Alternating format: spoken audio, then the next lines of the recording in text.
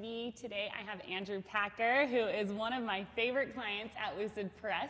He is the leader of CS and most recently is diving into the HR world. I'm trying to like slowly drag him away, but at the same time, I mean, CS and HR, they just go hand in hand. So I'm so excited to share with you guys everything that's amazing about Lucid Press, but more importantly, how awesome this guy Andrew is.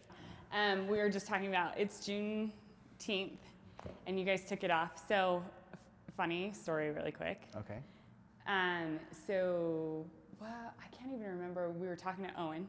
He said something, and then he's like, oh, maybe it was about this shoot.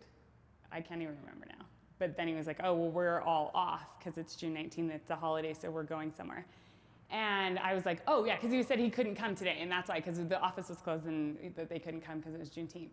And I read his message through Slack, and then I didn't acknowledge it for probably 5 hours because I like closed my computer and I started crying because that like, well, it means a lot. It's like everything. And I have never worked with a company that has ever recognized it as a national holiday, ever.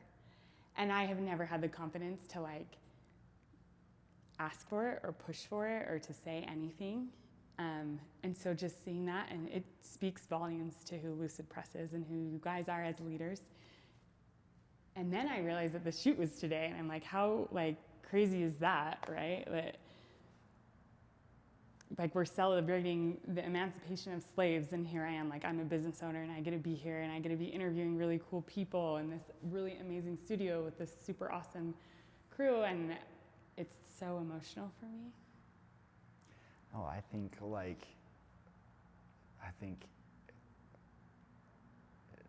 why wouldn't you celebrate like like one of the most important things that's happened in the United States, right? Yeah. I think it's amazing, right? I'll celebrate, I think, a pivotal moment in history and a big change, and hopefully like one step in making good progress. So the conversation, it's like now after last year, all of a sudden it's okay to have the conversation and we don't have to like shy away from it. And that is in and of itself is huge. And to be here with like you, and I don't know, it just is, it's a lot of emotions for me today. I didn't even realize it was gonna be that way. Well, I probably should have warned you. Like, no, that's okay. So thank you for being here on your day off. So customer success. Now that I know you a little bit more, and I know that you were in the Navy, right? Or the Navy. I still am. You still are. You're still in the Navy, which is like rigid, no emotions, like we show up and we're badasses, excuse my language, like whatever, right? The opposite of customer success, which seems like empathy and feelings and emotions. So like, where do you live in that? So actually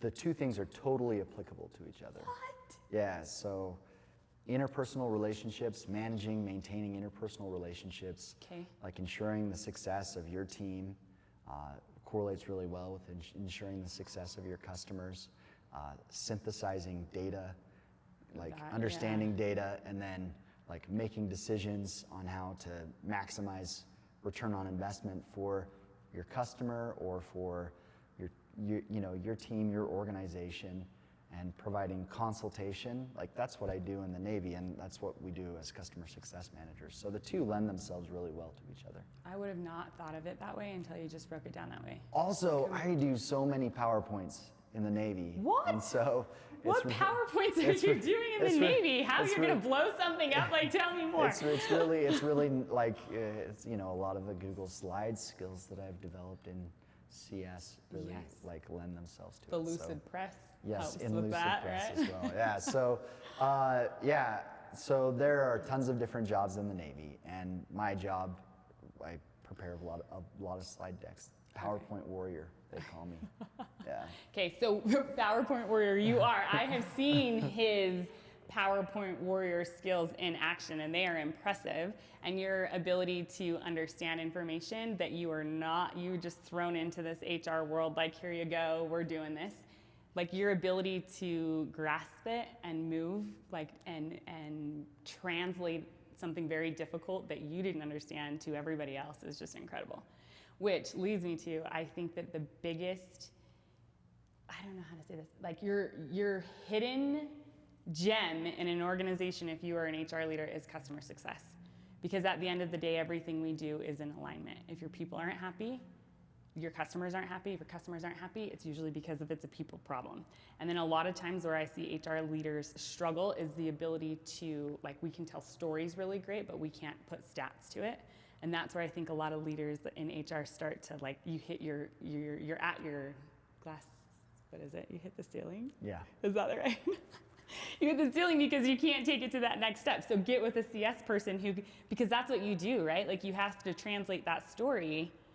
Yes, I think that customer success managers, the people that make the best customer success managers, are half and half, right? They're half people persons, and then they're half technical and half analytical, because they have to serve as a bridge between the technical side of the house, so engineering, product, technical support, even like sales, and then they have to consume that information and then translate that back to the customer, and then take the information from the customer and convert like the customer's wants and needs and desires, and then translate that back into technical jargon and relay that effectively to the product and engineering team for execution. So I think like customer success managers have a natural inclination to want to ensure that people are successful.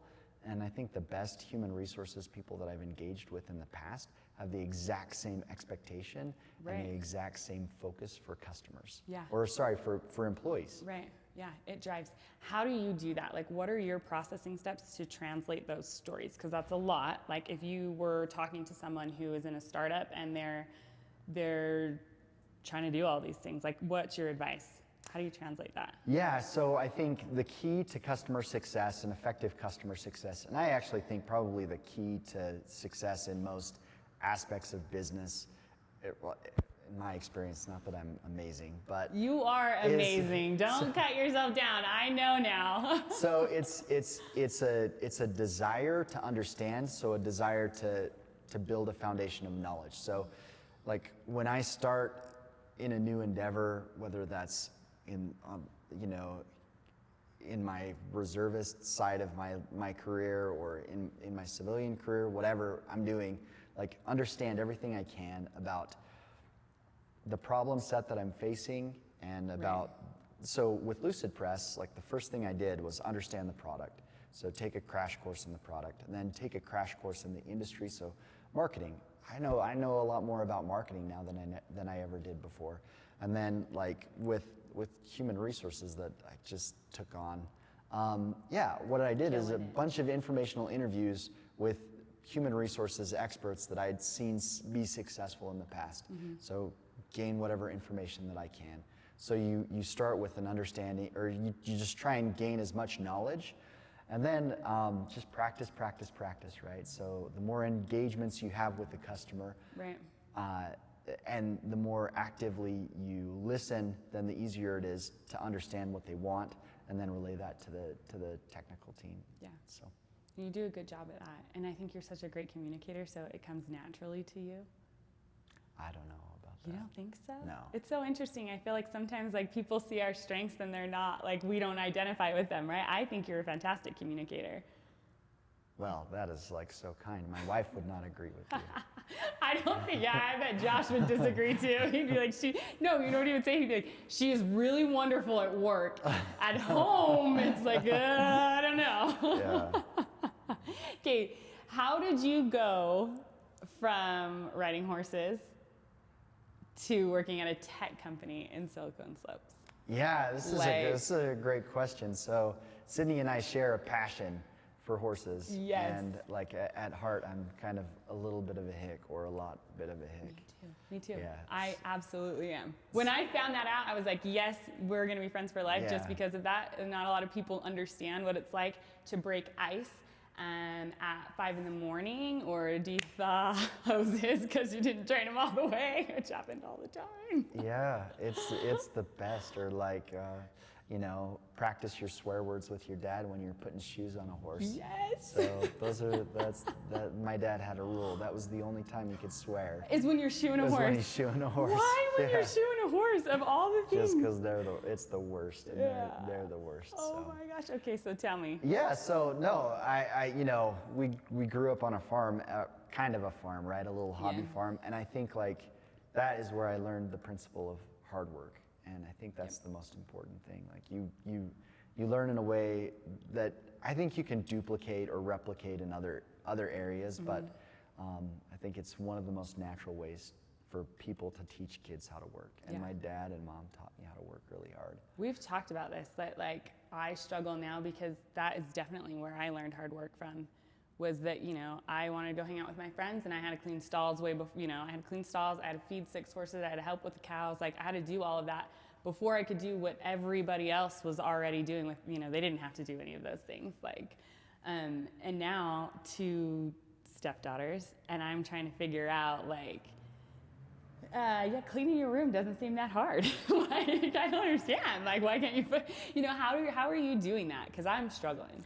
Yeah, I don't know. I looking back, I'm sure that it was not as easy for my parents as I remember it being. I'm sure that there was a lot of like hand holding and standing over me, and I'm sure that when I was 5, I wasn't out there, shoveling horse crap the way that I seem to remember myself doing. But for me, it's just like stick with them and just hold hands with them and work until the job's done together. And we're trying, like my kids, everyone else in the neighborhood seems to run around like a pack of feral cats.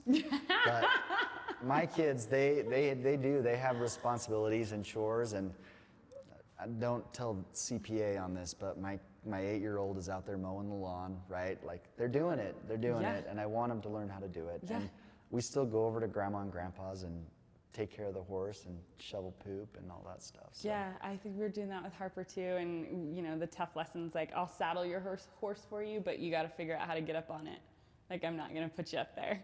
And so like watching her figure that out, I think was one tool. It's cool to see, right? Now I can see her trying to figure other things out. Yeah. Like if you are this little teeny monster and you can climb up on this like 16-hand horse, that's huge for kids.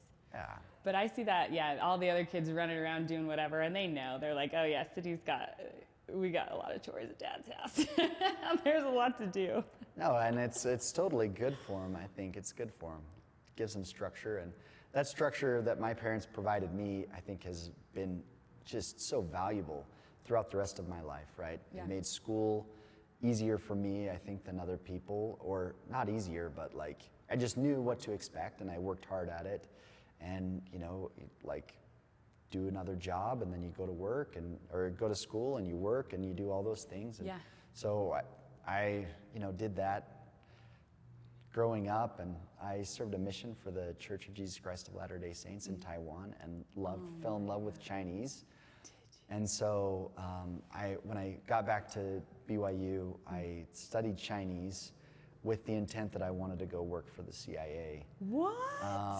That did not pan out. I love that dream though. So I was just in an application process, and it's a long application process. It takes like a year. Holy cow. And so I got a job working for a consumer packaged goods company, speaking Chinese and engaging with some of like their Chinese resellers. And I just realized that I had like a knack for relationship management, and that kind of was how I started in the direction in that career. Well, you must be good, because you went to the Netherlands, right, and opened that. Yes. For Lucid software. Yeah. You moved your whole family. Yeah. And how old were your kids when you did that? So our oldest was, they were 6, 4, and 2, and then we had a baby when we were in the Netherlands. Okay, what was that like? It was bonkers. I need more details. Tell me more. I am so jealous. Most Dutch women give birth at home. We did not give birth at home, or not we. I didn't do any of the hard work. It was Tani, my wife. We went to the hospital, and it was so different from the United States. They would not give her an epidural even though she asked for it, so she did it all natural. No. and they don't have OBs in the room unless there's something wrong, and so it was a midwife. Wow. A midwife and me, and I'm not into it. Like if I could, no, seriously, if I could have lived in like the 1950s and sat out in the waiting room for the birth of my child, I totally would. It's just. It's a lot. It's a lot. I haven't had kids. I've got stepkids, and I am terrified. I'm a little nervous too. I'm not gonna lie. Well, I can't, but like. I mean, it happened, and we have Henry now. He's our little Dutch boy, you know. We call him. He's so cute too. Yeah. Okay, so what were the schools like and the adjustment for your kids? Were they on board? Were they scared? So I think if you're going to move your kids overseas, the younger they are, the easier it is. Yeah. They bounce back really quickly. Yeah. It was so fun. We lived in an apartment in Amsterdam proper. Oh my God. So did it just smell like marijuana? We told our kids that's the Amsterdam flowers. That's the smell. We did not. They're gonna remember that one day. They're gonna be somewhere and be like, "What? How did those flowers get here?" So it was awesome. So everyone thinks when they think of Amsterdam, they think of like a 4 square block area in the middle of Amsterdam. Right. What they don't think of is that it is like one of the most family-friendly cities in Europe. What? Everyone there speaks perfect English. The architecture is beautiful. It's so healthy. We did not own a car for the first 6 months that we were there. We biked everywhere. We had what's called a bakfiets, a bucket bike. So it's a bike, a big long bike with a giant bucket in the front. And we had all 3 kids buckled in there. Seriously. And I would push the kids. We need a picture, and we're gonna put that in for sure. We do. I can get you a picture. The bakfiets and the bucket bike, and it was so fun. We sent the kids to an international school. Okay. So it was in English. It was like a free-range school, kind of like super hippy-dippy. Yes. That's okay, for me to say that, just so granola and love, and they got to decide what love they and wanted. light. I hate when people say that. What they wanted to play and or study, and but I mean the kids did really well. They have a law there that after the age of 4, your kids are in school for 8 hours a day. So our 4-year-old was in school for 8 hours a day. Wow. Yeah. So but they loved it. Did she come back to the States ahead? She did. Was that 8 hours? And so did Lucy. Yeah. Okay. Both of them did come back ahead, I think. Wow. Even though their school was like hippy dippy. It was like, what animal do you want to learn about today? And I don't know. Just different from what we expect, you know. So was the culture like that in the professional sense? Like when you were opening the new office, how did that differ from Utah? So that, I think this was probably like up to this point, maybe my most satisfying professional experience. Like so fun. Just starting an office from scratch, hiring a team, and we built an international office. It was not a Dutch office. We only had 2 Dutch people working for us. Is that intentional to have just a very diverse culture? Yeah, because we were servicing all of our customers across Europe, the Middle East, and Africa. So we were hiring Germans, we were hiring Frenchmen or French people, French men and women. We hired a lot of Brits. We had people from Portugal and from Brazil. It was awesome. How did you do that? Like, tell me how did you do that? Like, how did you get such a diverse? Yeah, it was awesome. So I started doing just crazy amounts of LinkedIn outreach. Okay. The minute I got the assignment to start to build an office in Europe. So I knew in maybe September that I was going to build an office starting Jan 1 in the Netherlands. And so I started doing outreach. We flew over there and you know, we engaged a couple of professional recruiters, but the best candidates that we found were all like just self-sourced on LinkedIn. Just said, hey, we're opening an office there. Your LinkedIn profile looks interesting, and we'd love to set up a time to chat.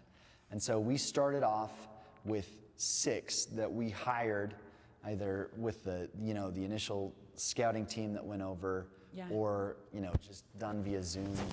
And like when I'm hiring, like for me, you just cast a really broad net, just a broad net, and you talk to as many people as you possibly can, and then the best candidates will just like surface through engagement. And it takes a lot of work to have that many initial conversations or that many initial phone calls. Or when I was there, I went to so many like lunches or breakfasts or coffees or whatever. But you just start engaging with people, and then like if you do that, I think, and just regardless of who they are or where they're from, like, you're gonna find the best candidates. And then meritocracy, they just like rise to the top. They do. And you know what? It's so interesting hearing you like share this story, because that's exactly what we're doing right now. Is we have gone through vetting brokers and understanding that world. You were like, I want to talk to a lot of people, and I see why you're doing it that way, and that makes perfect sense. Yeah, for me, the number one. So I've had an opportunity to hire dozens, if not maybe hundreds, of customer success managers or implementation specialists or technical support specialists. But or sales reps. But to me, it is the most important thing you do as a leader. Because if you find the right people, all of a sudden you don't have to work very hard. I mean, you still do, obviously, but it goes. Do you guys, as like everybody's seeing now why customer success and HR go hand in hand, right? Because your people come, and like you have to be in alignment with that. It's 100% true. So, Kate, Lucid Press has gone off, and now you're kind of restarting, doing another thing, right? Because they're not with Lucid software. Why did you say yes? Owen comes to you and says, hey, we're doing this thing. I want you to come. Like, why'd you say yes? Yeah, because like it's an adventure. I'll tell you what, there is nothing more fun than hyper growth hiring and building teams. I just think it's so fun. And you know what? Like, I get enough of like bureaucracy and big ships, like metaphorical ships in my weekend job. Like it's just like so much red tape, and it takes so long to turn and to make changes and decisions. But like, and Lucid software, which is probably the most amazing place that I've worked for up to this point. It's amazing. I don't have as much interaction, but I just spent a lot of time diving into their employee handbook. And if you know me at all, you know that I think employee handbooks are like the key to an amazing culture. And I was just so impressed. So whoever wrote that, kudos. I love it. It's amazing. Yeah, they're amazing. It's a fantastic company, but it was just getting so big. It was so big. And as it gets bigger, and as any organization gets bigger, bureaucracy like sets in, because it has to, right? Right, yeah. And I just was like excited about the opportunity to go back down to a startup or a scale up and just build something awesome. And I will tell you this, I think Lucid Press is a fantastic product, and we have an awesome product market fit, and we're gonna do something really, really cool. I agree. In 5 years, people are gonna be talking about Lucid Press or whatever our name is. It's gonna be awesome. We're gonna rebrand. It is gonna be awesome. They are going to be talking about Lucid Press the same way they talk about Pluralsight or Qualtrics. It's gonna 100% agree with you, and I agree with you because I think the product is awesome, but I agree with you more because I think the people are really incredible that are there. Like I am like knocked off my feet, knocked off my socks. Your socks are knocked off. My socks are knocked off. I don't know. Oh, I'm killing it on the analogies today. I'm horrible. Yeah, my socks are knocked off every time I interact with anyone on your team. Like, honestly, it's incredible to see how hard everybody is working, how dedicated people are. And it's even in the smallest things, right? Like, I need your I-9s, and I say it, and then here's the due date, and I don't have to follow up. Like, everybody... Except for you. Oh, my gosh. Which I should have printed and had and signed. Oh, my gosh. I feel so bad. No, Holy you're okay. smokes. Usually But I have like... pretty good attention to detail. I just totally spaced that one. Oh, my gosh. Oh, it's okay. You're legit. But maybe we cut that because that's like... No, I'm kidding. But no, everybody is so responsive. Everybody seems so tuned in and has the right attitude and mindset from the interactions that I have had. And that is gonna, like, that makes or breaks a startup. I work with startups all the time. Like, that's my bread and butter, is, you know, helping people get to that next phase. And it's interesting. We were joking with Johnny behind the cameras about, like, filming weddings and how you know if someone's going to be successful, or, like, is their marriage going to work, or if it's not, right? I feel like I can do that with startups, with the people, right? Like, you can see within the first, like, I can look at their team and be like, they're going to struggle. Like, they're going to have some pain. And you guys, everybody has pain in startups, but, like, you guys are zoned in. And it seems like all the pieces of the puzzle are coming together. So I agree with you that I think 100%, well, okay, it is really a cool product, but, like, it's just the team is incredible. Oh, that's very kind of you. Thank you. Yeah. You are so welcome. How do you maintain that? So I think you have to be deliberate, and you have to be super deliberate about culture, and you have to be deliberate about building like real values and real culture. So you have to say, this is who we are. You have to, like, understand who you are. You have to build in your team a vision of where you want to go. And then, like, the key for me, and I've said it before, is making sure that you get the right people in seat to execute against that vision. Yeah. I'll give, like, a plug to Mod HR, because, you know, why not? But I see that, like, people is a focus, and so many companies at 50 or at your size will be like, oh, we don't need HR, or we can figure it out, or whatever. And so that's a testament, at least on my side, that, like, you and Owen and the executive team have just been like, we need HR. This is important, and we, you know, you have put value into that, and that means a lot to me. But also, I think it's important for other startups to see, right? Like, start from the ground up, do it right. Yeah, absolutely. Well, at first, anybody in a startup that's crazy enough to want to do all the HR diligence on their own, like, I guess they're welcome to whatever fallout they have from that. I do a lot of cleanup, I will say. No, I'm kidding. No, like, you have to invest in your people, and the more you invest in your people, and, like, the better caliber of people that you have working for you, then the less. So initial investment is key, because once you do that initial investment, the less you have to add at later stages, right? So it's so much easier to start down the path the right way, and you don't have to do tons of course corrections. So the times that I've regretted most in my career, the decisions that I've regretted most in my career have never been like letting go of someone too soon. It's always been like just like not finding the right person at the right time. Yeah. If that makes sense. Right. So. Right. I love it. And I think you are so great at those swift decisions and analyzing and then moving and keeping it going. Trying to get better. Well, you're doing a great job. And I have loved working with Lucid Press, and I continue to just, like, look forward to every call that we have when I'm working with anyone on the team. So well, that's I don't know if they feel the same about me. They do. Everyone loves Sydney. You're so sweet. Thank you so much for coming in. Thanks for being here on your day off to help celebrate Juneteenth and to share all the amazing things about Lucid Press and CS. I hope that we've inspired some people to go out and form those relationships in the office with your CS and your HR, because that's your hidden talent. That is your hidden weapon. So go find them, and thank you, Andrew, for being here. No, Sydney, thank you so much for having me. It was a pleasure chatting. Of course.